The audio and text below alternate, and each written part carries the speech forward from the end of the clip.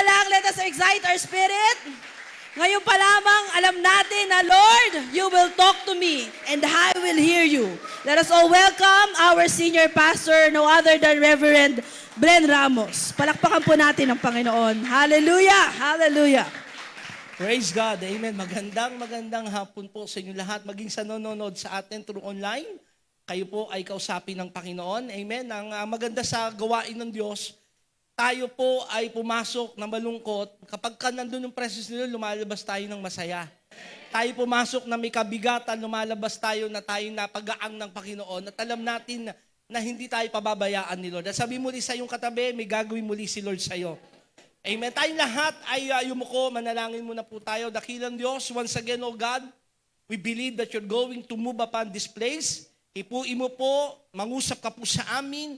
Ayaw mo ang aming mga puso, O Diyos, ay mabuksan muli ng iyong mga salita at tanggapin namin ng malaya, Panginoon, ang nais mong sabihin sa amin. Alisin mo ang anumang magiging hadlang sa pangalan ng Panginoong Jesus. Control everything, O Lord. Maging ang buong atmosphere, Panginoon, i-control mo, Panginoon. At maging ang aming mga puso at tainga, Panginoon, ay mataimtim na makinig at matuto sa iyong mga salita. Salamat po, walang iba kaming itinataas at walang ibang dapat tumanggap ng papuri kundi ikaw lamang. In Jesus' name, and everybody say, Amen and Amen. Praise God. Bago tayo umupo, pakisabi sa kanan at kaliwa mo, may gagawin sa iyo si Lord. Sabi mo sa Kanya, mangungusap sa iyo ang Panginoon. You're going to receive your strength and miracle today. Amen. Tayo pong lahat ay makakaupo. Ayan. Sa ating pong pagpapatuloy ng series, When Everything is Not Okay. Sino po rito ang nabibless sa topic na ito? Taas ang kamay. Amen. Sino po rito ang meron ng tinanggap na revelation tungkol dito sa message na ito? Magsabi ng hallelujah. When everything is not okay. Kaya po alam nyo, buong Pilipinas ay nalungkot din kasi everything is not okay kay Manny Pacquiao. No? Ay, hindi pa pala napapanood ng iba. Spoiler alert po. Ayan, panoorin nyo na lang. Pero, yun, nakakalungkot, no? Alam niyo nang ibig sabihin nun. No? When everything is not okay, ang maganda tayo ay magtiwala kay Lord. Now, I just want to, again, promote, when everything is not okay, our church is here for you. Ang church po natin ay nandito, so please, make time. No? Tingnan niyo po yung ating Google form o yung ating page para po malaman niyo kung paano ho kayo magpapa-schedule.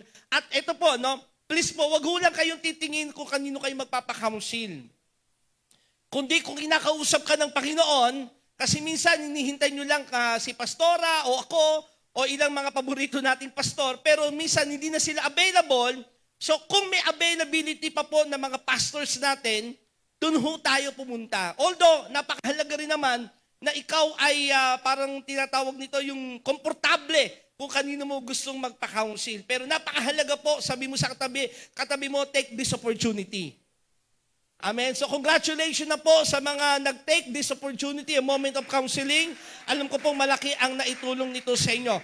Now, nasinimula po natin ito last Sunday.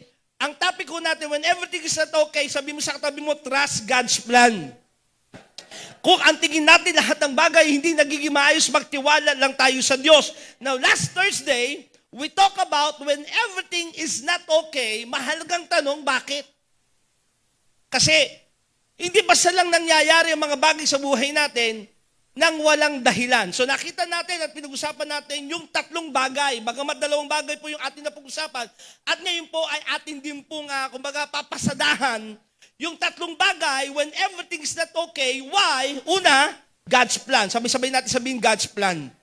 Tulad ng pag-aralan natin ng last Sunday, plano ng Diyos na ang Israelites ay ma-exile sa Babylon. Kung titingnan natin, hindi maganda yung pangyayari yon, pero plano at kasama sa gusto ng Diyos yun. Pangalawa, because of the consequence of sin. Pag nakikita natin mga bagay hindi magaganda nangyayari sa atin, tingnan mo, baka unang-una hindi ka pa born again. Pangalawa, baka may mga bagay na gustong pasunod sa iyo si Lord, ngunit nagdi-disobey ka. That's consequence of sin. And then pangatlo is Satan attack. At minsan, kapag may mga bagay na hindi magaganda sa buhay natin na nangyayari, makikita natin ang isang bagay ay may atake ang kaaway. Now, pag pinag-usapan po sa Bible, pasok na po tayo ngayon sa topic natin ngayon, when everything is not okay, the epitome of this story sa Bible, alam niyo kung sino? Walang iba kundi the book of Job sa buhay ni Job.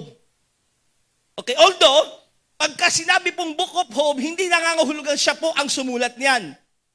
At ang book of Job ay unknown writer, hindi po alam ko tiyak kung sino ang sumulat. At ang panahon ng pagkasulat nito ay maaari nagsasabi ng marami ay sa panahon pa bago si Abraham. The time of Genesis pa po ay naisulat na itong book of Job. At ito ay mostly ay about poetic, no? Pag tingnan nyo dito, ang gaganda ng mga pangungusap, ang gaganda ng mga sinasabi rito. It is a poetic book, pero napakahalaga ng itinuturo nitong librong ito. Kasi dito ay makikita natin yung sagot, why do bad things happen to good people? Bakit pinapayagan ng Diyos na may mga bagay na hindi maganda, hindi kaaya-aya, talagang titignan mo, talagang napakapangit na pangyayari na pinayagan ng Diyos sa mga taong mababait naman. Mabubuti. Okay? And then, makikita rin natin sa kwento ng librong ito, what should be our character in times when everything is not okay. Napakahalaga po rito, ano yung magiging dapat nating ugali? No? Yung ating response sa panahon na kapag ang mga bagay sa ating buhay ay hindi maayos. Ano na ba kayong pag-usapan ng buhay ni Job? Actually po, mula nung Friday, sinimulan ko na pong basahin ang buong book of Job. At tinignan ko po, binalikan ko yung mga ilang bagay na mahalaga sa buhay ni Job. At alam ko po, ngayong oras na ito, sabi mo sa katabi mo, mangungusap sa iyo si Lord. Amen. Puntahan ho natin yung Job chapter 1, verse 1 to 3. Dito pinakilala yung main character na si Job. Ang sabi ganito, may isang lalaking nakatira sa lupain ng Uz na nangangalang Job. Kaya marami nagsasabi mga scholar na ito ay bago pa sa panahon ng mga patriarkal sapagkat yung lupain ng Uz ay bago pa ang Israelite. Sabi rito, siya'y isang mabuting tao, napakahalaga po nun, sumasamba sa Diyos at umiiwas sa masamang gawain. So dito, sa unang talata pa lamang ay ibinahagi na kung sino ba itong si Job. Si Job ay isang mabuting tao, sabi mabuting tao. Tingnan mo ngayon katabi mo, ayan. Medyo mabuti. Medyo mabuti ba yan? Sumasamba sa Diyos, pangalawa, at umiiwas sa masamang gawain. Okay? So pinakilala rito, si Job na isang, kumbaga, siya yung makikita mong isang mabuting, kung sa panahon natin ngayon, ay Kristiyano. He is a righteous man. No? May takot sa Diyos at hindi gumagawa ng masama. Pangalawa, meron siyang 7 anak na lalaki at 3 anak na babae. Pinakilala naman ng kanyang pamilya. Siya ay pagdating sa pamilya ay pinagpala. Marami siyang tagapaglingkod at siya ang pinakamayaman sa buong silangan. Sumunod naman ay ipinakilala yung kanyang status sa buhay. Siya ang pinakamayaman sa buong silangan. 7,000 ang kanyang tupa, 3,000 ang kamelyo. Alam niyo nung panahon yan, pag sinabi pong kamelyo, para huyang merong kang Mercedes-Benz o Audi. So yan po yung kahalaga ng kamelyo dati. 1,000 ang baka at 500 ang asno. Ganon ang yaman na merong itong si Job. Okay? Now, dumating yung araw sa Job chapter 1, verse 6 to 7, na nagtipon-tipon ang mga anghel at humarap sa Diyos. Sino dito nakabasa na ng Book of Job, taas ang kamay? Minsan parang ini-skip po natin yung maraming chapter, tama? At gusto lang natin makita agad yung pinakadulo. Pero ngayon, titignan natin yung pinagdaanan ni Job at kung paano siya nagtagumpay when everything is not okay. Isang araw, humarap ang mga anghel sa Diyos at kasama itong si Satanas.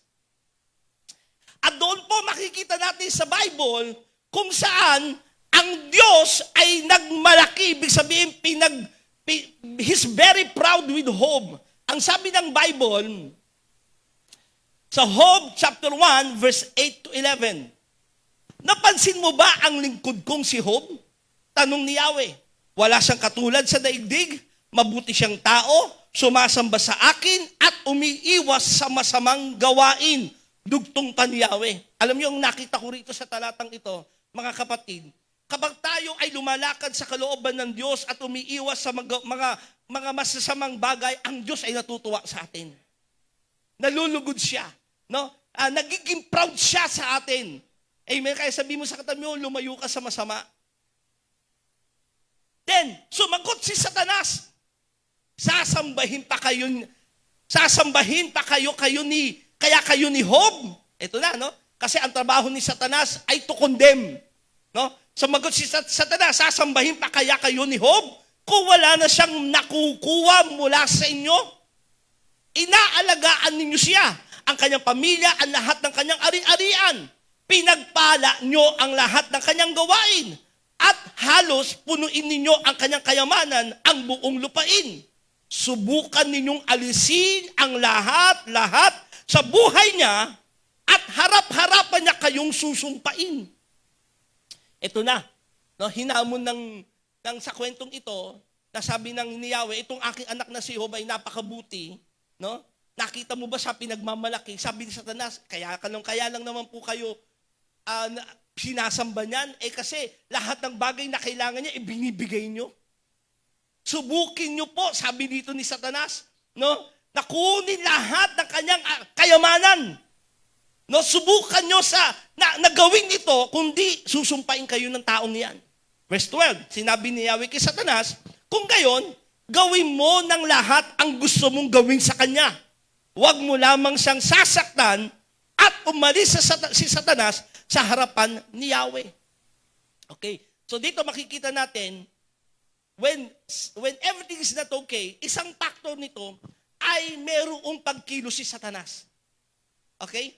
May factor na makikita mo, Satan is working behind doon sa sitwasyong hindi maganda. At makapapasok pa rin na ito minsan ay pinapayagan ng Diyos. Okay?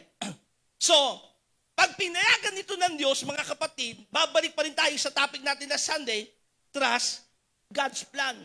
Pero kung ang pagkilos si Satanas sa'yo, listen to me ha, napakahalaga nito, ay dahil ikaw ang naging bukas. Ikaw ang naging dahilan.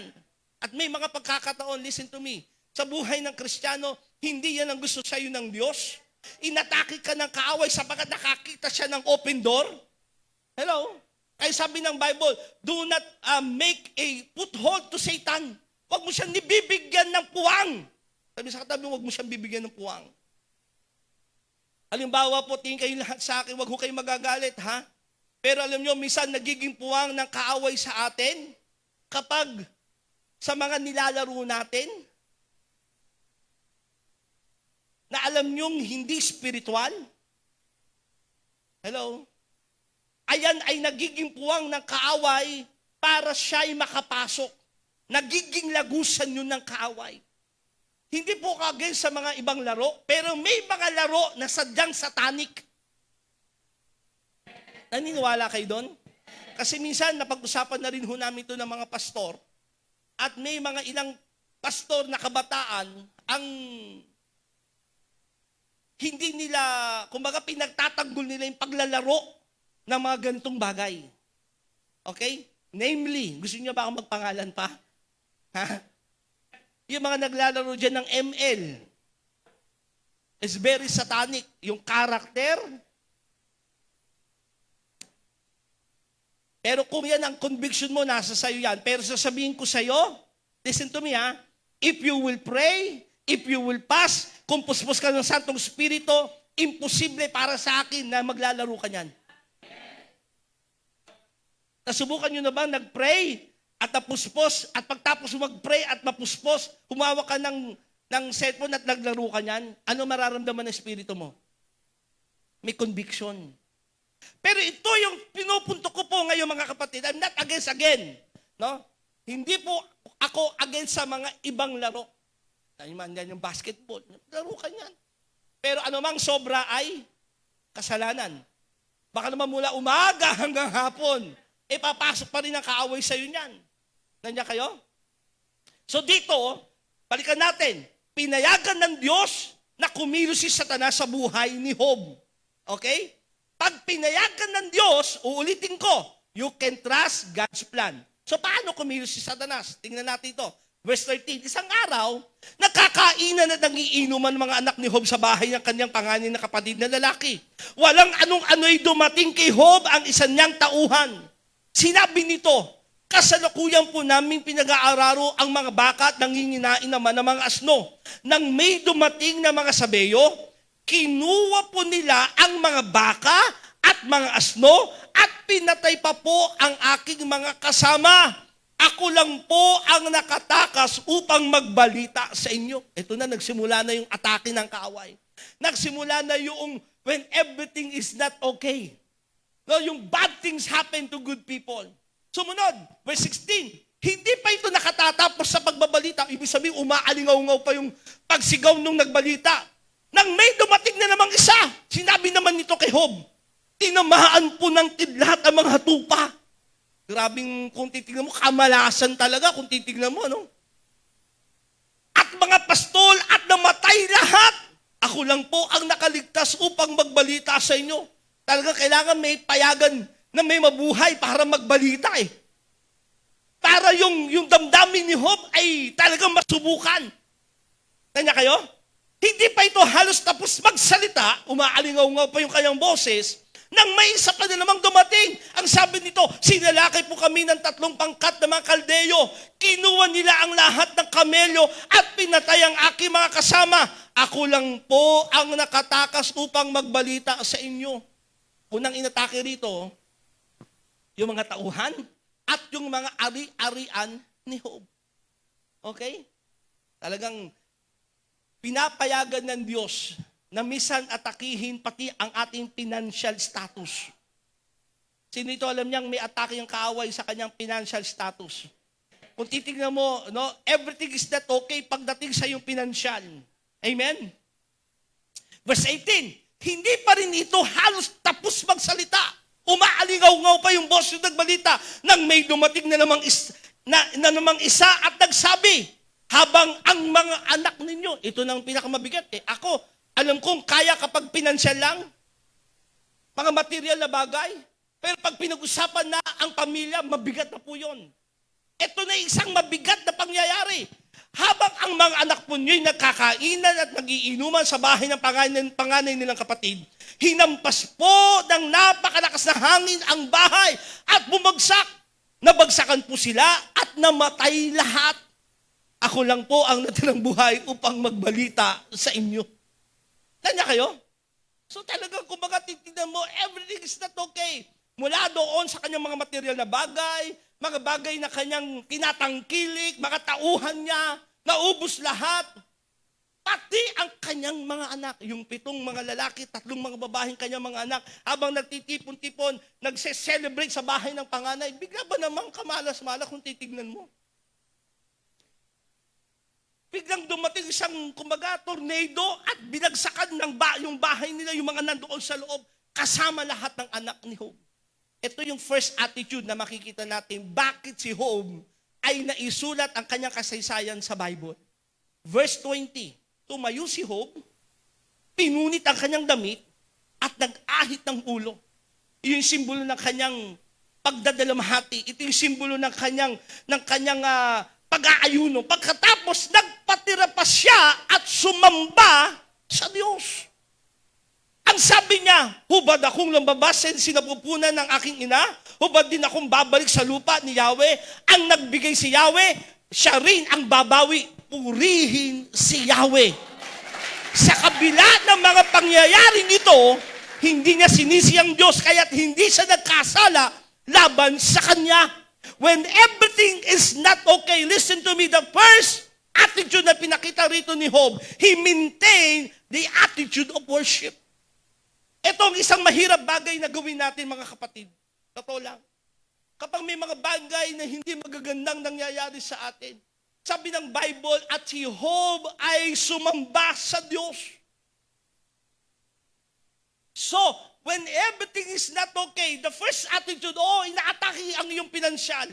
Inaatake pati ang iyong pamilya. Ang bigat nung nangyari sa kanya, totoo lang, kasi mga anak niya ay mga namatay. Pero ang sabi ng Bible, napakalinaw. Pagkatapos, nagpatira pa siya at sumamba sa Diyos. At ang sabi niya, purihin si Yahweh. Grabe! When everything is not okay, kaya mo bang sumamba pa rin sa Diyos? Hello? Minsan tayo, totoo lang, hindi pa nga mabigat ang problema natin, nahihirapan na tayong sumamba. Hello? Pero si Job, napakaganda ng kanyang attitude na ipinakita na dapat taglayin nating lahat. When everything is not okay, sabi mo nga sa katabi mo, maintain the attitude of worship. Makuha mo pa rin ba na sa kabila ng hindi ka makapagbayad ng kuryente mo, ng bahay mo, pero magpupuri ka pa rin kay Lord?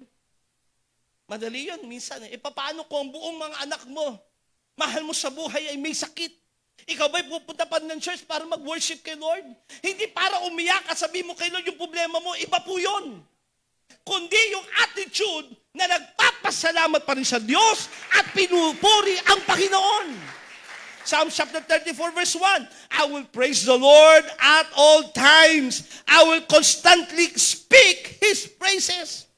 Sabi ni David, ako'y magpupuri sa aking Panginoon Diyos sa lahat ng pagkakataon. At lalabas sa aking bibig ay pagpupuri sa lahat ng pagkakataon. Sabi mo sa lahat ng pagkakataon. Even when everything is not okay. Kapatid, ngayon kung makikita natin talagang everything is not okay. Kung titingnan mo, parang ang gulo-gulo ng mundo. May gera sa ibang bansa. May mga nagsasabing babagsak talaga ng lubusan ng ekonomiya. Ewan ko, narinig nyo na yung mga ganitong balita. Mag-ipon ka na ng pagkain nyo, mag-imbak na kayo, di ba? Pagbagsak nitong ekonomiya, yung pera nyo sa bangko, hindi nyo mawi-withdraw. Marami mga balita kung titignan mo yung nakakatakot. Pero kailangan i-maintain ang spirit and attitude of worship. 1 Thessalonians chapter 5 verse 18. Sabay-sabay basahin. 1, 2, 3, go! Give thanks in all circumstances, for this is God's will for you in Christ Jesus. Kahit anong circumstansya, magpasalamat kay Lord. Hindi magandang relasyon yung mag-asawa sa panahon ngayon, punta ka pa ng church, mag-worship ka kay Lord. Sa gabi, magpuri ka pa rin, magpasalamat kay Lord. Sa kabila ng wala kayong mahugot na pera, pambayad sa inyong mga pangangailangan, Lord, pinapasalamatan pa rin kita.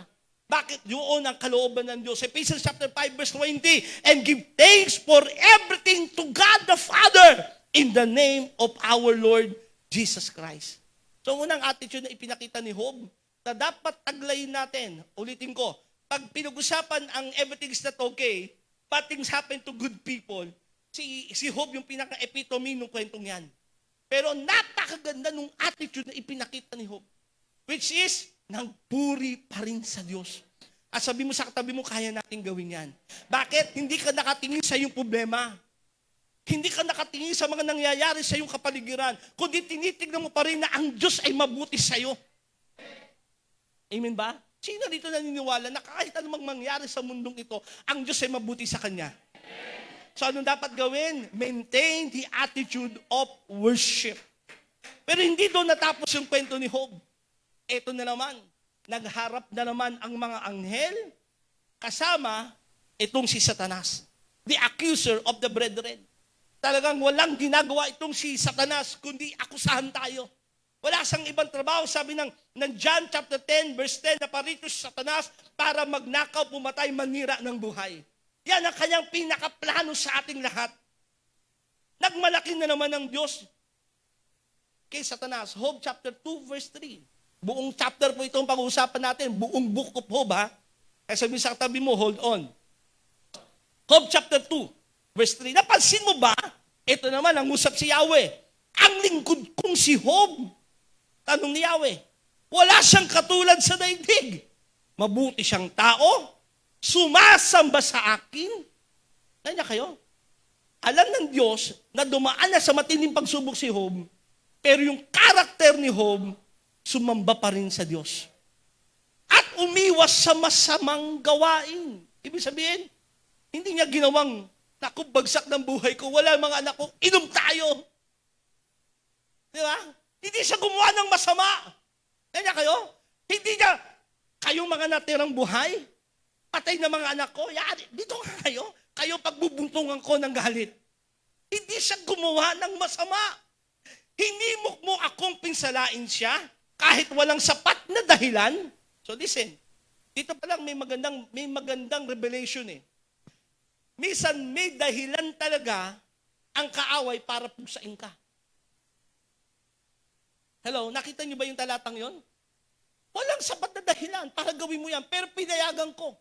Plano ng Diyos. Pero may mga pagkakataon, may dahilan si Satanas para atakihin ka. Kaya, huwag kang gumawa ng masama, lumayo ka sa mga bagay na magiging pintuan ng kaaway, hello, para ikaw ay kanyang pinsalaan. Okay? Pinsalain pala. Sabi niya rito, kahit walang sapat na dahilan, subalit, nanatili pa rin siyang tapat sa akin. Wow!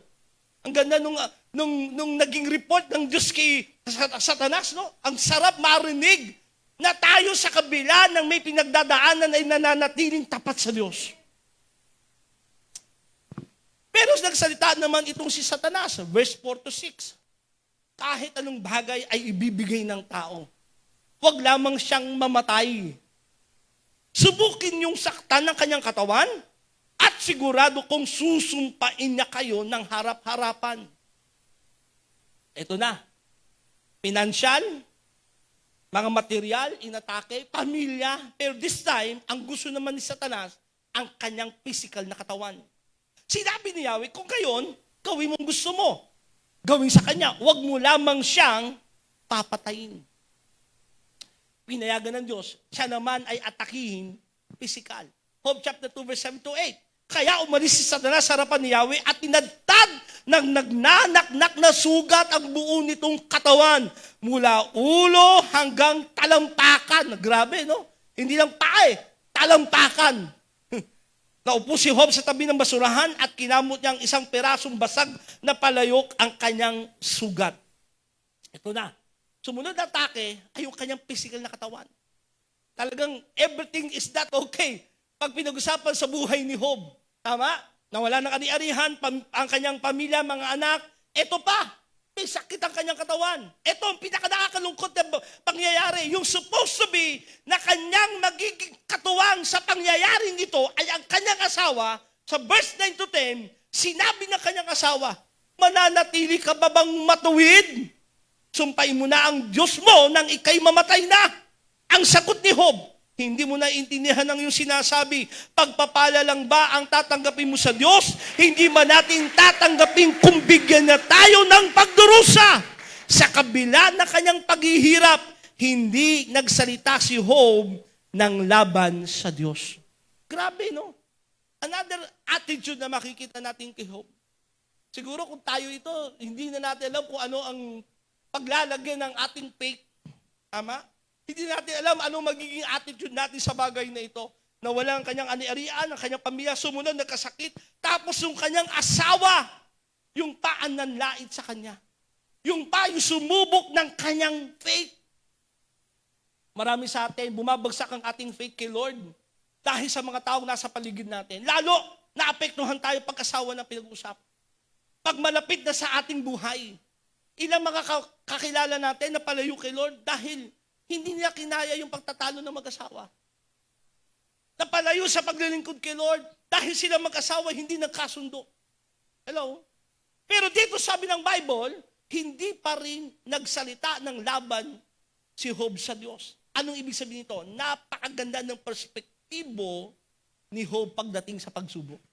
Godly perspective is very important. When everything is not okay, huwag mong iwawala yung isipan na ikaw ay anak ng Diyos, ikaw ay para sa Diyos, yung godly perspective. Paano mo tinitignan ang mga problema mo sa iyong buhay? Ay napakahalaga. Sabi mo sa katabi mo, paano mo tinitignan ang problema mo? Pag may mga suliranin ka, pag may sakit karamdaman ka, how do you look? How do you view your problem? Kaya sabi ng Bible, 1 Peter chapter 4, verse 12 to 13, Dear friends, don't be surprised at the fiery trials you are going through, as if something strange were happening to you. Instead, be very glad. Ito yung attitude dapat eh. For these trials make you partners with Christ in His suffering, so that you will have the wonderful joy of seeing His glory when it is revealed to all the world. Sabi rito ni Pedro, huwag kang magugulat pag dumating sa iyo iba't ibang mga pagsubok na para bagang hindi dinanas ito ng iba. Sa halip, magalak ka pag ikay sinusubok. Kasi nagiging bahagi ka sa mga tiniis ni Kristo. Magandang perspektibo, mga kapatid.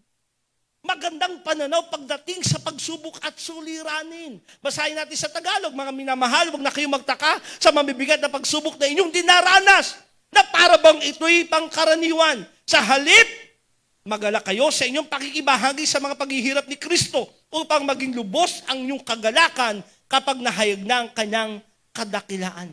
Listen, your response to your trials, persecution, and problem makes all difference. Napakalaga ng response mo. Diyan tayo tinitingnan ng Diyos. When everything is not okay, kamusta na ang attitude mo? Kamusta na ang response mo? Kamusta na ang perspektibo mo sa problema? Marami sa atin, totoo lang, nagiging bitter tayo. Tayo ay, nadidepress. Hello? Minsan kung titignan mo, hindi ganun kabigat kay Job yung dinanas mo. Minsan nga, nawalan ka lang ng 100, grabe ka na magwala. Kung sino-sino na sinisim mo. Hello? Nagkaroon ka lang ng ubo, grabe na yung response mo na, Lord, ano ba, may sakit na ba ako? Mamamatay na ba ako? Madalas natin sinisisi ang Diyos, madalas tayo nagkakamali sa ating response. Pero kung tayo ay nakakakilala kung sino ang ating Diyos at ang kanyang mga pangako sa kanyang salita, kapatid, dapat maging positibo pa rin. Dapat lumalakad pa rin tayo sa pananampalataya. Kaya sabi mo sa katabi mo, ano man ang nangyari sa'yo, magkaroon ka pa rin ng godly perspective. Because your response makes all the difference. Hello? Ulitin ko. Your response, your attitude towards your problem will make it different. Doon makikita, ikaw ba ay papunta sa pagtatagumpay o papunta ka sa pagbagsak? Yung response mo yan sa problema eh. Paano ka mag-response? Pagka nawalan ka ng pera, tama ba ang attitude mo? Magbibigay ka pa rin ba? O magdadamot? Hello? Pag sinubok ang iyong pisikal, ikaw ba ay magpapatuloy pa rin ng pagkilala na magagawa ng Diyos ay kay pagalingin? O ikaw ay matatakot? Kanya kayo? Pagka dumating yung pamilya mo ay inatake. Yung pamilya mong mahal na mahal, ang iyong anak, ang iyong asawa ay lumayo sa'yo. Inaalipos sa kanamahan mo sa buhay. Ano ang iyong response? Ikaw ba ay magagalit? Ikaw ba ay nasa iyong response ay napakahalaga kung papaano ka masasabing magtatagumpay sa pagsubok. Sumunod sa kwento, sabi ng Bible, tumalaw yung 3 kaibigan. Ito yung 3 karakter, no? And we're going to talk about, dito sa 3 kaibigan nito, yung iba't ibang view pagdating when bad things happen to good people. Ang mga taong ito, ang pangalan ay si Elipas, Bildad, and Sopar. Okay? Ayoko bigyan ng bagong pangalan nito, baka magalit sila sa akin eh. Si Elipas, sabay-sabay sabihin, Elipas, Bildad, Sopar. Ito sabi sa Job chapter 2 verse 11 to 13, nakasundo silang 3 na dalawin si Job upang palakasin ang loob niya at makiramay sa kanya. Okay, ito yung isang bagay na nagbukas din sa aking isipan. Pagdating sa mga bagay na hindi magaganda sa ating buhay, mahalagang meron kang kaibigan. Malayo pa sila, nakita na nila si Job, ngunit hindi nila ito nakilala. Kasi dating napakayaman, kinikilala, pinakamayaman sa kanilang lugar. Biglang nangayayat, nagkabukol-bukol mula ulo hanggang talampakan. No, lugmong-lugmo ang buhay. Hindi nila makilala. Ito pa si Job. Nang makilala nilang ito, hindi nila napigilang umiyak ng malakas. Andyan yung kanilang, hindi lang sympathy, no? Nandun yung kanilang empathy. Nandun talaga yung kanilang, kumbaga, no? Inilagay nila kanilang sarili sa nararamdaman ni Job. Pinunit nila kanilang mga damit at naglagay ng abo sa ulo dahil sa pagdadalamhati. Ito maganda, 7 araw at 7 gabi silang naupo sa lupa kasama ni Job. Ngunit hindi nila ito pinagsabihan ng kahit ano sapagkat nakikita nilang hirap na hirap ito sa kanyang kalagayan. For 7 days and 7 nights, itong mga kaibigan niyang pumunta para makiramay, makidalamhati, umupo lang at hindi nagsalita.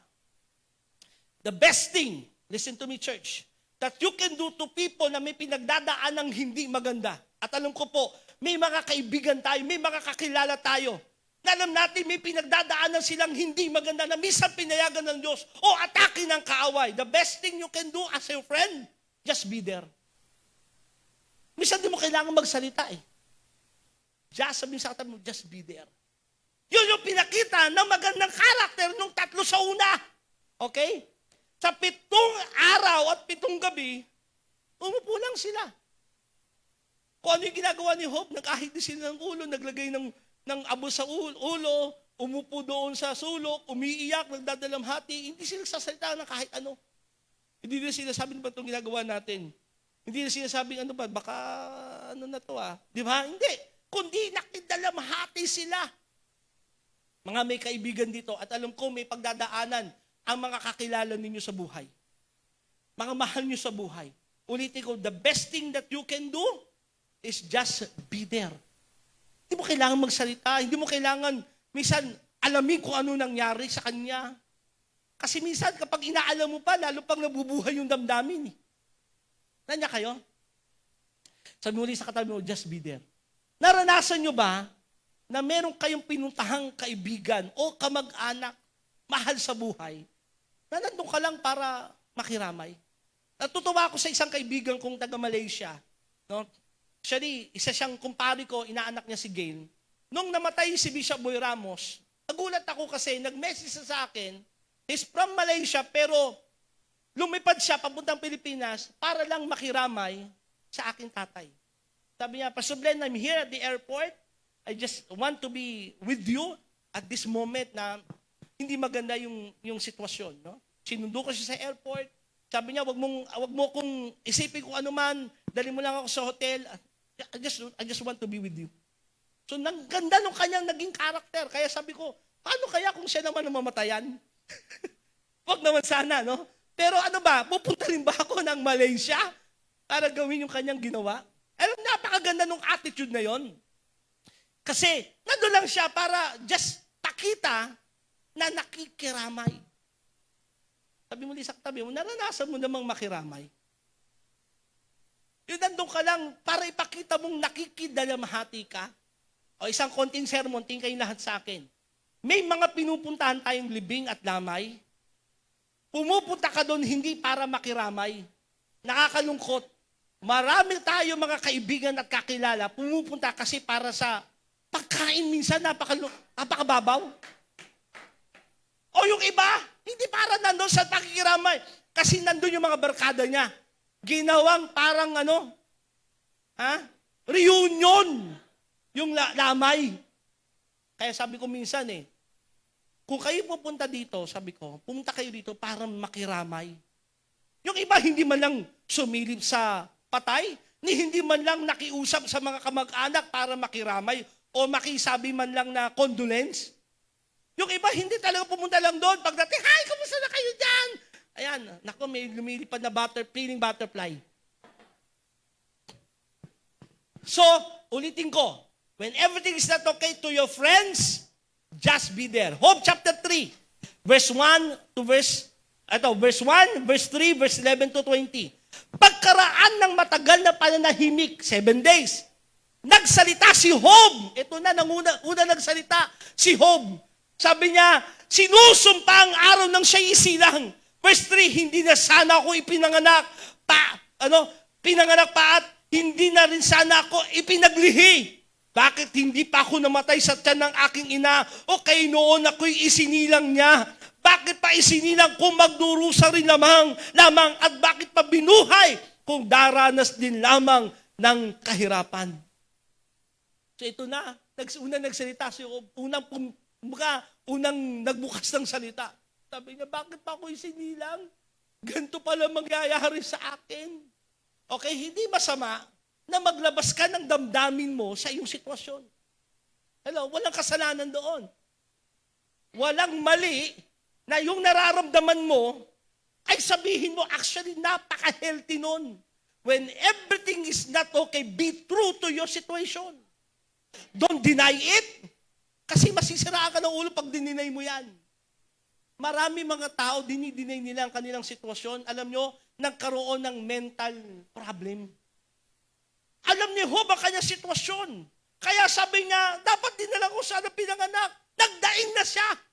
Pero this time, alam niyo po, totoo yung sinasabi ni Job mula sa kanyang puso. At hindi ito tinignan ng Diyos na bilang kasalanan. Nandiyan kayo? Ulitin ko, pagka may mga bagay na hindi magagandang nangyayari sa iyo, just be true to yourself. Kausapin mo ang Diyos. Hindi naman siya nagsalita para kanino man eh. Nakipag-usap siya sa Diyos at sinabi niya ang kanyang damdamin. Ang problema ng marami sa atin, nagiging totoo ka sa sarili mo, pero kung kani-kanino mo sinasabi, hindi makakatulong sa'yo. Kanino natin i-address kung meron man tayong damdamin na hindi maganda? Sa Diyos. Dito, nagsimula na yung diskusyon ng mga kaibigan niya, bakit ang mga bagay sa buhay ni Job ay hindi magaganda? Why do bad things happen to good people? Una si Eliphaz, nagsalita. Job chapter 4 verse 7 to 8. Isipin mong mabuti, Job. Meron bang walang sala na napahamak ang buhay? Meron bang mabuting tao na dumanas ng kasawian? Ang alam ko'y ang mga naghahasik ng kasamaan, ang siya rin nag-aani ng kaguluhan. Kaya naman ang Diyos at hindi nang galit sa kanila, parang dinaan ng bagyo silang pinupugsa niya. Verse 8, kung ako sa iyo, lalapit ako sa Diyos at ang aking kalagayan sa Kanya'y idudulong. So dito, kay Eliphaz, when bad things happen to good people, when everything is not okay, ang kanyang konklusyon, bad things happen to bad people. Kasi Job, masamang tao ka. Nandiyan kayo? Kay Eliphaz, ang tingin niya, alam mo, hindi naman dapat mangyayari sa iyo kung hindi ka masama eh. Kasi sabi niya, isipin mo, walang masamang napapahamak, no, walang sala na tao na napapahamak. Ang mabubuti, iniiwas ng Diyos sa masama yan. Pero kung ikay dumanas sa kasamaan, kasi masamang tao ka. Kinundem niya si Job. Ilang beses natin nasabi yan sa ating mga kaibigan. Totoo lang, di ba? Alam mo, consequence sa'yo yan. O totoo naman, may mga bagay na consequence talaga, pero kailangan makita mo yung totoong karakter ng yung kinakausap. Kasi alam ni Job, hindi siya nagkasala. At sinabi rin ng Bible na hindi nagkasala si Job sa bagay na yon. Job chapter 8, ito na, si Bildad naman ang nagsalita, yung pangalawang kaibigan. Ito naman ang sagot ni Bildad na Suhita. Hindi pinipilipit ng Diyos ang katarungan. Hindi niya pipilipitin ang katarungan. Hindi binabaluktot ng makapangyarihan ang katwiran. Verse 4, maaaring nagkasala sa Diyos ang iyong mga anak, kaya't ibinigay niya sa kanila ang parusang nararapat.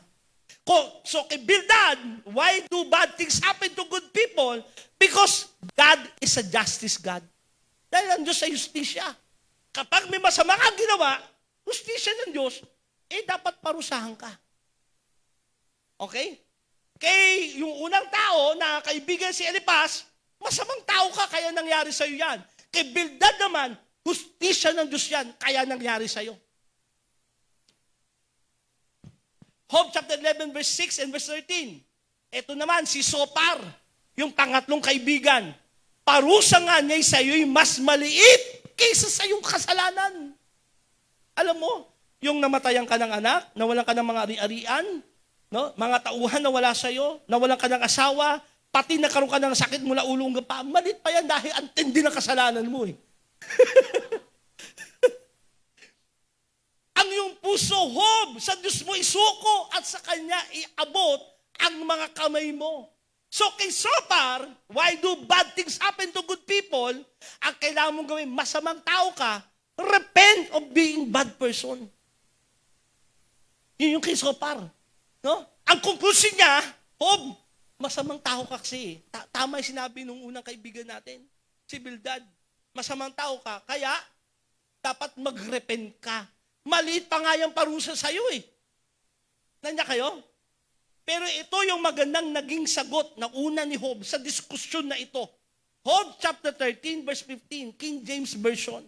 Sa kabila ng mga sinabi na kanya mga kaibigan na kinokondemn si Job, though he slay me, yet I will still trust in him. Wow! Palapakan natin ang Panginoon. Walang magandang sinabi ang mga kaibigan niya. Ito na, another bad things happen to Job. Everything is not okay. Pati kaibigan na niya, kinokondemn siya. Pero ang sagot ni Job, kahit patayin ako ni Yahweh, hindi ako hihinto ng pagtitiwala sa Kanya. Grabing attitude, no? So anong ibig sabihin to? When everything is not okay, church, keep on hoping. Patuloy ka pa rin umasa. May mga tao magsasabi sa iyo kung bakit nangyari sa iyo yung bagay na yan. Kanya-kanyang opinyon, kanya-kanyang mga salita, iko-condemn ka, i-analyze nila ang problema mo, pero pag natuong ka sa bagay na yon, mawawalan ka ng pag-asa. So anong karakter na pinakita rito ni Job? Sabi niya, kahit patayin ako ng Diyos, hindi ako hihinto ng pagtitiwala sa Diyos. He keep on hoping. Isang magandang kanta na sinulat ng isang singer, Riley Clemons, from the album Keep on Hoping. Ang ganda nung kanya sinabi rito. Keep on hoping when the days get dark. Keep on singing. Don't you ever lose heart. Lift your eyes. The one who gave you life will give you strength to keep on going. So keep on hoping. Keep on hoping. Sabi nga sa katabi mo, keep on hoping. When everything's not okay, keep on hoping. Why? What if the miracle's a moment away? What if the morning just another to break? And all the innocence you thought that you lost was there inside of you all alone. There's hope for a better tomorrow. There's hope for joy over sorrow because God's still good and He still got it all in control. There's hope for a world that can change. There's hope for love over hate because God's still good and still got it all in control. And know that still, His promise will never be broken. Keep on hoping. Kasi ang Diyos mabait eh. Kahit sa kabila nakikita mo bumabagsak yung mga parte ng buhay mo, yung mga bagay na inaasahan mo yung nawawala, mga kaibigan mo ay hindi mo na maasahan, tumingin ka sa Diyos and keep on hoping. Sabi ng isang propeta sa Isaiah chapter 40 verse 31, but those who hope in the Lord, sa mga nagtitiwala sa Panginoon, ano mangyayari sa iyo? Will renew their strength. They will soar on wings like eagles. They will run and not grow weary. They will walk and not be pain. Kapag ikay umaasa sa Diyos, sa kabila ng hindi magaganda nangyayari sa iyo, ikaw ang unang lumalakas. Tanya kayo? So what is the attitude na dapat natin gayahin kay Job? Sumamba sa Diyos, nagpakumbaba sa Diyos, at nanatiling umaasa sa Diyos. Hindi siya nawalan ng pag-asa. Hello? Kaya sabi mo sa katabi mo, ano man na nangyayari sa buhay mo, patuloy kang umasa sa Diyos. Ulitin mo, sabi mo sa katabi mo, sa kabila ng hindi magaganda na nangyayari sa ating kapaligiran, sa ating buhay, sa ating pamilya, sa ating pinansyal, sa ating pisikal, huwag tayong mawawalan ng pag-asa sa Diyos na may magagawa sa atin. Are you with me, church? Huwag ka mawawalan ng pag-asa sa Diyos. Kasi sabi nga, habang may pag-asa, may buhay. Hindi habang buhay, may pag-asa ha. habang may pag-asa ka, habang inaasahan mo ang Diyos sa buhay mo, mabubuhay ka. Bibigyan ka ng bagong lakas ng Diyos. Makalilipad ka na parang isang agila. Anong tulad ng agila? Umiibabaw sa panahon ng pagsubok. Umiibabaw sa panahon ng bagyo. Mas tumataas pa ang kanyang lipad kaysa doon sa bagyo.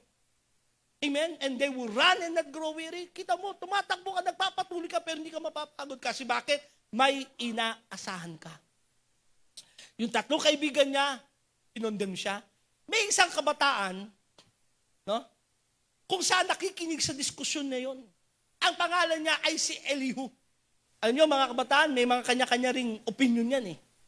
Lalo sa panahon natin ngayon, ang mga kabataan ay very opinionated, di ba? Masyado silang, pag may gusto silang sabihin, parang they always, tinatawag na rights na magsalita. So, nagsalita itong si Elihu. So, Job chapter 32, verse 1 to 2. Hindi na nakipagtalo pa ang tatlong kausap ni Job sapagkat talagang iginigiit niyang wala siyang kasalanan. Okay? So, si Job, iginiit niyang wala siyang kasalanan. Samantalang may nakikinig noon sa kanilang pag-uusap, isang lalaki na nangangalang Elihu. Verse 1 to 2, Job 35. Nagpatuloy pa si Elihu, ikaw, Job, ay wala sa katwiran. Di mo masasabi sa harap ng Diyos, ikay walang kasalanan. May dumagdag pa, hindi naman kasama sa mga kaibigan ni Job. Usually, totoo lang maraming tao, when everything's not okay to you, apektado ka na kahit hindi naman connected sa'yo. Hindi connected sa'yo. Post lang. Hindi mo naman, minsan di mo kakilala eh. Nag-post lang sa'yo. Kasi ano ka na bitter ka na, malungkot ka sa nangyayari. Talaga, minsan papayagan ng Diyos, pati yung mga taong hindi naman dapat kasama sa eksena. Sisingit. Naranasan niyo yan? Parang isang kwento nung isang comedian, sabi niya, nung may nagsalita sa kanya na hindi maganda doon sa kanyang pinost, binalikan niya, sabi niya, talagang 7 araw siyang nakikipag-usap doon sa kakachat niya. At talagang sabi niya, you don't understand kasi pinagtatanggol niya yung kanyang pinost at yung kanyang paniniwala regarding doon sa isang station na kanyang pinanggalingan. Ang sagot lang napakiikli nung kanyang kachat. Magsasara na yan. Pero sagot pa rin siya ng sagot. Ang gaganda daw nung pinag-isipan pa niya ng gabi. Kung yung isusulat niya, paano yung tamang sentence. So, isang linggo usapan yon. Puro ang sagot lang, minumura siya ng maikli. No? Kung ano-ano sinasabi sa kanya. No? Pero siya sagot ang sagot. Hanggang sabi niya, hindi na siya makatulog. Chinik niya yung profile ng kausap niya. Nagtatrabaho sa Krusty Krab. Ano yung Krusty Krab? No? 7 years old pala yung kausap niya. Sabi niya, mali ko. Dapat tinignan ko muna yung kausap ko. Naapektuhan siya. Nandiyan kayo, minsan, naapektuhan tayo ng mga bagay na hindi naman tayo dapat magpa-apekto. Pero ulitin ko, tingin kayo lahat sa akin mga kapatid, pag may mga bagay kang pinagdadaanan, marami talagang taong magbibigay sa iyo ng opinion. Magsasabi sa iyong sitwasyon. Bakit nangyayari sa iyo yan? Ulitin ko, your response to your problem is very important. Your perspective to your problem is very important. Sabi rito ni Elihu, alam mo, huwag mo sabihin wala kang kasalanan. Hindi tama yung katwiran mo. So kay Elihu, ang sabi niya, Job, you're wrong. Job, your words are empty. Sabi ni Elihu, ang salita mo walang kabuluhan. Mali yung pananaw mo, Job. Hindi, may kasalanan ka. So Elihu, again, condemn Job. Kinondemn na naman itong si Job. Pero all of this moment na nangungusap yung kaibigan, etong si Elihu, nagsasalita si Job, ito na yung magandang chapter. Kung saan, sa Job chapter 38 hanggang Job chapter 42, ang Diyos naman ang nagsalita. Kaya sabi mo sa katabi mo, ito na ang pinakamaganda Kapag ang Diyos na ang nagsalita. Amen? Dapat sa ating sitwasyong pinagdadaanan, the very important words na dapat natin pakinggan ay kung anong sasabihin ng Diyos. Amen? So dito, God spoke sa panahon naman na nagtapos na magsalita ang kanyang mga kaibigan, sa panahon tapos na magsalita pati si Elihu at si Job, ang Diyos ang nagsalita. Alam niyo, sinabi ng Diyos, sa Job chapter 38, ayaw magbukas ng aking internet eh. So Job chapter 38, beginning verse 1 to the following verses, tinanong lang ng Diyos si Job, Job, bakit ka nangangatwiran ng ganyan? Bakit ganyan ang nagiging, alam mo, ang ganda na yung attitude niya, pero may nakita pa rin ng Diyos na kailangan baguhin kay Job. Alam niyo, minsan, ito magandang bagay na nakita ko rito eh. Tingin kayo lahat sa akin. Minsan nakala natin sa ating buhay, okay na ang lahat, wala naman tayong ginagawang kasalanan, o may pagsubok tayo, pero alam natin ito'y pagsubok lamang ng Diyos. At minsan pinayagan ng Diyos yung bagay na yon. Alam niyo bakit? Meron pa rin ipipihit ang Diyos sa'yo. Ang sabi ng Diyos kay Job, Job, ito tanong ko sa'yo, ang dami yung sinasabi eh. Tao ka na ba nang nilikha ko ang sanlibutan? Alam mo ba kung saan nakaimbak ang lagayan ng niebe? Ang gaganda ng tanong dito ng Diyos. Job, kaya mo bang pigilan na ang dagat ay hindi tumapon sa lupa? Grabe mga sinabi ng Diyos. Job, alam mo ba kung saan nakapundasyon ang daigdig? Mabibilang mo ba ang mga bituin? Grabe mga sinabi rito ng Diyos kay Job. Kung titignan mo, wala ka ng magiging katwiran. Hello? Job, buhay ka na ba? Nung magsimula ang sanlibutan. Wala pa rin yung aking internet. Babasahin ko sana mismo sa Bible eh. Ito na. Pakinggan ho natin ito, no? Kasi napakaganda ho ng sinabi rito ng Diyos. Pagkatapos ito, sumagot ang Diyos kay Job sa pamagitan ng malakas na bagyo. Alam niyo, ang Diyos ay nangungusap maging sa panahon ng bagyo. Ang ganda nung sinabi ng Bible, sa pamagitan ng bagyo. Bakit? Bagyo ng pagsubok at problema yung dumating kay Job. Ang punto rito, ang Diyos ay nangungusap maging sa panahon ng problema natin. Sabi rito, sino ka mag-aalinlangan sa aking kalaman? Lalo lamang lumilitaw ang yung kamangmangan. Sino ang may hawak ng mga haligi ng mundo? Sino ang naglagay ng panukulang bato? Noong umagang iyon, ang mga bituin nag-aawitan at mga nilalang sa langit sa tuwing nagsigawan. Sino ang umaharang sa agos ng dagat? Nang mula sa kalaliman, ito'y sumambulat. Tinakpan ko ang dagat ng ulap na makapal at binalutan ito ng kadiliman. Ang dagat ay nilagyan ko ng hangganan upang ito'y manatili sa likod ng mga harang. Bakit hindi tumatapon? Tama? Mundo'y bilog pero hindi tumatapon yung dagat sa lupa. Tama? Ang hirap intindihin yung mga bagay na ito. Nakapunta ka na ba sa mga bukal na karagatan? Ang sahig ng dagat ay yubang na lakaran? May nakapagturo na ba sa iyo ng mga pintuan na pasukan tungo sa madilim na daigdig ng mga patay? Grabe no, nangungusap ang Diyos dito. Alam mo ba kung saan nanggagaling ang liwanag at ang kadiliman? Saan ba ito nagbubuhat? Alam lang natin sa araw. Pero bakit ang araw ay mayroong liwanag? Marami mga misteryo na sinabi ang Diyos dito na alam niyo po, na pangangalamang si Job at ang kanyang mga kaibigan. Basahin naman natin Job chapter 40 verse 6 to 10. Buhat sa bagyo, sinagot ni Yahweh si Job. Buhat sa bagyo ha. Mula sa mga pagsubok suliranin, sumagot uli si Yahweh. Tumayo ka ngayon at magmalaki. Tanong ko sa iyo sagutin. Ikaw ay magsabi, ako pa ba ang nais mong palabasing masama upang iyong palitawin na ikay siyang tama? Ang iyong lakas ba'y katulad ng sa Diyos? Tining ba'y dumadagundong katulad ng kulog? Kung gayon, baluti mong sarili mo ng dangal at kadakilaan. Magbihis ka muna ng kaluwalhatian at kaningningan. Sabi ko, kung naiintindihan mo lahat, Diyos ka. E di kung Diyos ka, magningning ka nga, baluti mo yung sarili mo ng kaluwalhatian. Grabe, no? Talagang, pag ang Diyos ay nangusap na sa atin, mga kapatid, minsan wala na tayong makakatwiran eh. Chapter 40. Chapter 40, ayaw. Ulitin ko, napakaganda sa panahon ng tayo may bagyo sa buhay, marinig natin ang Diyos na nangungusap sa bagyo ng buhay natin. May mga pagkakataon ba sa buhay nyo na, Lord, bakit nangyari ito? Panginoon, grabe ito nangyayari sa akin. And then, nakinig ka sa Diyos at may pangungusap ang Diyos sa'yo. Narinig mo yung tinig ng Diyos na nangungusap sa'yo. So, nung nagsalita ang Diyos, napatahimik silang lahat. At dito sa chapter 42, ito na, kinilala ni Job na siya'y may pagkakamali pa rin. Grabe yung humbleness niya kay Lord, no?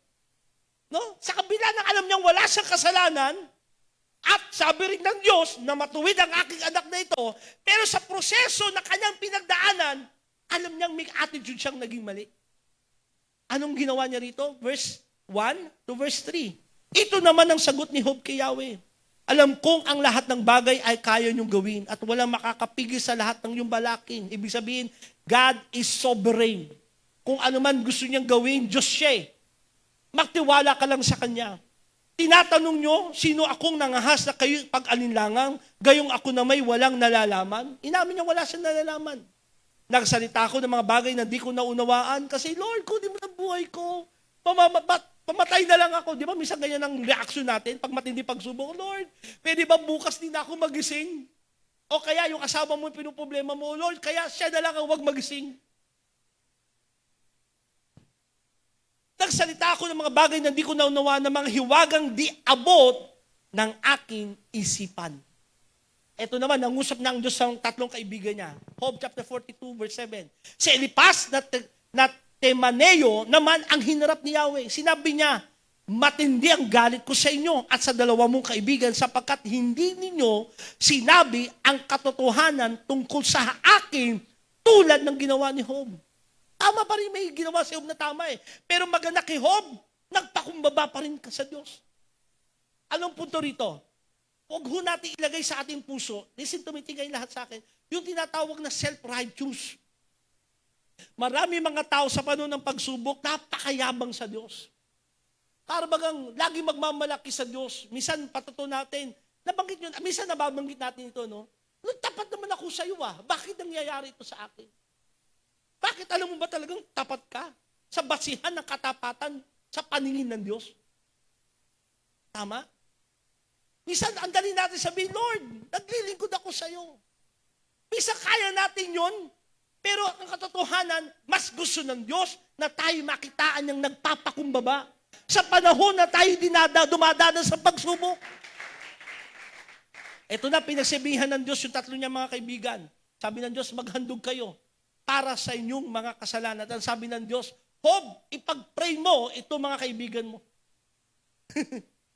Yung pumunta para magdalamhati at para makiramay, sabi ng Diyos, Job, ikaw ang tama sa kanila. Ipag-pray mo mga kaibigan mo. Job chapter 42 verse 10. Ang kabuhayan ni Job ay ibinalik ni Yahweh sa dati nang ipanalangin nito ang tatlong kaibigan. At pagtapos ng prayer na yon, dinoble pa ni Yahweh ang kayamanan ni Job. Wow! Imagine, no? Siya na yung kinondem, siya na yung kung ano-ano mga sinabi sa kanya, siya pa yung nagpalakas sa dulo. Anong punto rito, mga kaibigan? Mga kapatid, tingin kayo lahat sa akin, mga nanonood through online. Sa panahon may pinagdaranas ka, pagsubok, suliran, minsan di mo maunawaan, tungkulin mo pa rin, alam nyo ano? Mag-pray sa iyong mga kapatid. Magpalakas sa iyong mga kapatid. Minsan din natin kayang gawin sa ating sariling lakas, pero kung tayo ay nakakarinig sa Diyos, naunawaan natin kalooban ng Panginoon, magagawa mo pa rin magpalakas. Minsan may mga nangyayari sa ating buhay, pero sa kabila ng may pinadanas ka, pupunta ka pa rin sa J-group mo para magpalakas. Pupunta ka pa rin sa gawain para mag-preach o mangaral, or gawin ng tungkulin na ginagawa mo. Gawin mo yun. Kasi bakit? Kalooban ng Diyos sa iyo yun eh. At doon mo makikita ibabalik ng Diyos yung lakas mo. At kaya ng Diyos doblihin pa yung mga bagay na ninakaw sa iyo ng kaaway. So when everything's not okay and bad things happen to good people, ang konklusyon ko rito mga kapatid sa kwento nito, Lord, bakit mo nga ba pinapayagan? Napakabait ni Job. Anak mo siya, naglilingkod siya sa iyo, di siya gumagawa ng masama. Bakit mo pinayagan? Etong sagot dyan sa kwento nito. when everything is not okay and bad things happen to good people, minsan, ang totoo, hindi talaga natin maunawaan kung bakit. Hindi mo, pag inisip mo, bakit nga ba pinayagan ng Diyos? Naglilingkod naman kay Lord, bakit nawala ng asawa? Naglilingkod naman kay Lord, bakit kulang-kulang sa pinansyal? Bakit may sakit at karamdaman? Bakit namatay sa ganung kalagayan? Hindi natin lubusang maunawaan ng lahat ng bagay. Kasi tao lang tayo eh. Kulang tayo. But the thing is, sa kwento ni Job, are we still going to trust God even though we cannot understand our circumstances? Kaya pa rin ba nating magtiwala sa Diyos sa panahong hindi natin kayang unawain yung ating sitwasyon? And the good thing, listen to me, hindi natin kayang unawain yung ating sitwasyon, hindi natin malaman kung saan tayo lulugar, hindi natin alam kung kanino tayo makikinig. You know what? In your problems and situation, when everything is not okay, ang maganda rito, you can know God. Pwede mong makilala ang Diyos sa panahon ng iyong pagsubok. We can know Him. Knowing that God cares through our suffering, malalaman mo, nagmamalasakit pala ang Diyos sa panahon tayo may pagsubok. Knowing that God allows suffering for divine and holy purpose. Makikita mo, pinayagan ng Diyos yun kasi bakit? May layunin siya. Para maluwalhati pa rin ang Diyos. Anong ginawa kay Job? Dinoble niya ang kanyang kayamanan at kalagayan sa buhay. At ang pinakamaganda rito, nakita ko sa panahon ni Job, bakit naisulat ang librong ito? And we can know Jesus, our Redeemer. Inawit natin kaninang praise, our Redeemer lives. Alam niyo ba, binanggit niya ni Job? To Job chapter 19, verse 25. Sa kabila ng mga nangyayari ng lahat ng iyon, sa kabila ng kung ano-ano sinasabi ng kanyang mga kaibigan, sabi ni Job, ito yung pinaka-key verse sa buong book of Job. I know that my Redeemer lives. And that in the end, He will stand on the earth. Sabi ni Job, alam ko ang aking manunubos. Kilala ko ang aking manunubos. Sino tinutukoy rito ni Job? It's a prophetic word na may darating Mesaya, may darating Kristo, na kung saan anuman ang pinagdaanan sa buhay ng tao, merong Diyos na magiging tao na siyang tutubos sa ating mga kasalanan.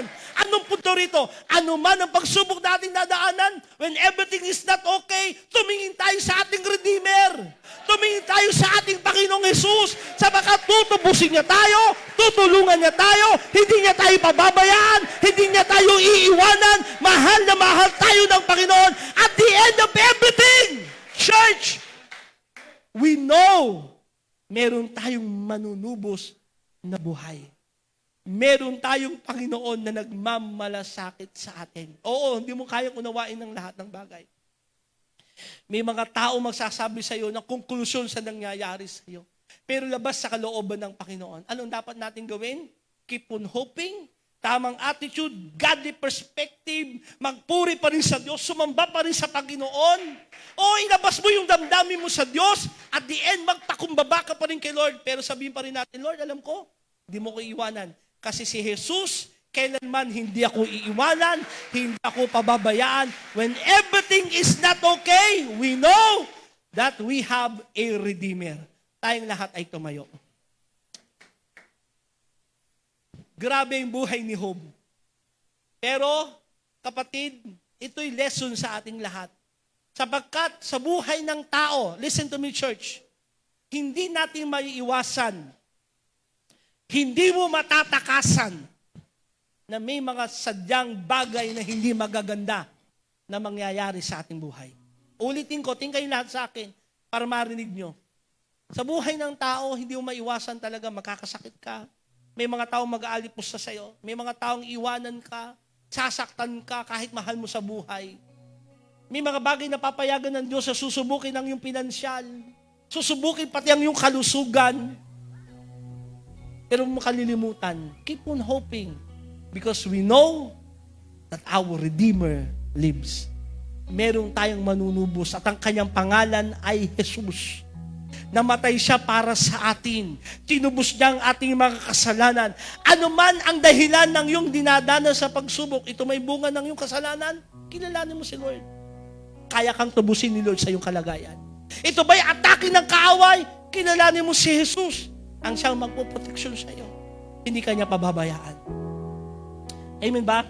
I hope right now and I pray tayo ma-encourage ang Word of God na ito.